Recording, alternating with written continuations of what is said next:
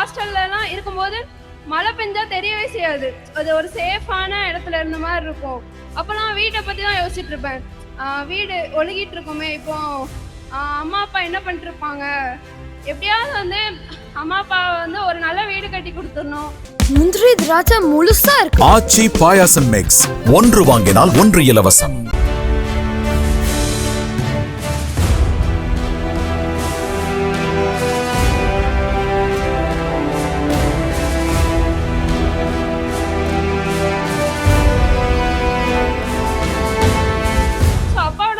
காப்பாற்றணும் அப்படிங்கிற ஒரு எய்மோட படிச்சுட்டு இருந்தேன்.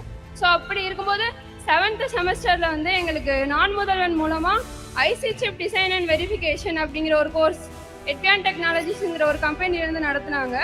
ஸோ அந்த கோர்ஸ் மூலமாக தான் வந்து ஒரு புது இண்டஸ்ட்ரி பற்றியே தெரிஞ்சுக்கிட்டோம். ஸோ நாங்கள் ஈஸி படிக்கும்போது ஒன்று சாஃப்ட்வேர் போகலாம், இல்லாட்டி எம்பெடட் அது ரிலேட்டடாக படிக்கலாம் அப்படிங்கிற மட்டும்தான் தெரிஞ்சிருந்தது. ஸோ அவங்க மூலமாக வந்து செமிகண்டக்டர் இண்டஸ்ட்ரி அப்படிங்கிற ஒரு இருக்கு அப்படிங்கிறத வந்து தெரிஞ்சுக்கிட்டோம். ஸோ இந்த கோர்ஸை வந்து நாங்கள் வெளியே போய் படிச்சிருந்தோம் அப்படின்னா லட்சக்கணக்கில் கேட்பாங்க. ஒரு கோர்ஸ் முடிக்கிறதுக்கே லட்சக்கணக்கில் செலவாகும். அப்படி வந்து எங்கள் வீட்டில் வந்து படிக்க வச்சுருப்பாங்களான்னு தெரில. ஏன்னா அப்பாவும் இன்னும் கஷ்டப்பட்டுகிட்டே தான் இருக்காங்க. ஸோ அதுவும் இல்லாமல் நேர்லேயே வந்து சொல்லி தந்தாங்க. வீக்லி தேர்ஸ்டே வந்து ட்ரைனர்ஸ் வந்து சொல்லி தருவாங்க. ஸோ எப்படின்னா நான் நினச்சதெல்லாம் நான் அந்த கோர்ஸ் படித்தேன்.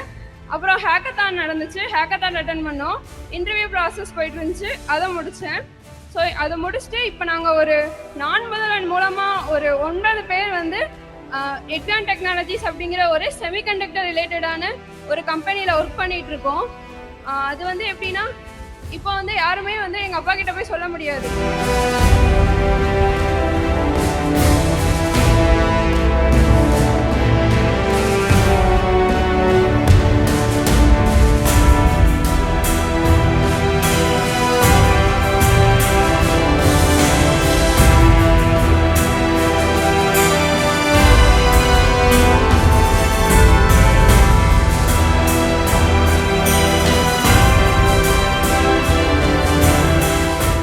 முந்திரி திராட்சை முழுசா இருக்கு. ஆச்சி பாயாசம் மிக்ஸ், ஒன்று வாங்கினால் ஒன்று இலவசம்.